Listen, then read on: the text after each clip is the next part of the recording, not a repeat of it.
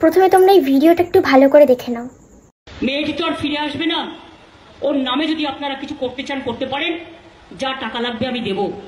হ্যাঁ, আমরা 10 লক্ষ টাকা তো দিতেই পারি পরিবারকে। একটা মিথ্যে কথা বারবার বলতে বলতে লেবু কচলালে যেমন তেতো হয়, লেবু যত কচলাবেন রসটা বেরিয়ে যাওয়ার পর যদি আপনি লেবুটা বারবার কচলান, সেই লেবুটা কিন্তু তেতো হয়ে যায়। মাথায় রাখবেন। আমাদের পশ্চিমবঙ্গে এখন একটা নতুন নিয়ম চালু হয়ে গেছে। আপনার ঘরের মেয়ে রেপ হলে টাকা দিয়ে উনি সব মিটিয়ে দেবেন। দারুণ প্রকল্প তৈরি করেছেন, স্যালুট জানাই আপনার এই প্রকল্পকে।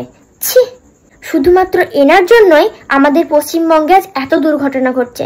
আমার তো ভাবতেই অবাক লাগে, কিছু কিছু মানুষ নাকি আবার এনাকেই ভোটে জেতাচ্ছেন। একটা মেয়েকে চক্রান্তভাবে জঘন্যভাবে ধর্ষণ করার পরে নৃশংসভাবে হত্যা করা হলো, তার কোনো বিচার হবে না, দোষীরা শাস্তি পাবে না। এটাই আমাদের দেশের আইন। বরং তাদেরকে 10 লক্ষ টাকা দেওয়া হবে। মুখ্যমন্ত্রী হয়ে আপনার মুখে কি মানায় এইসব কথা?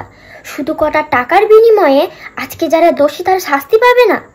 ছি, ধিক্কার জানাই আপনার এই বিচারকে, আপনার এই কথাবার্তাকে।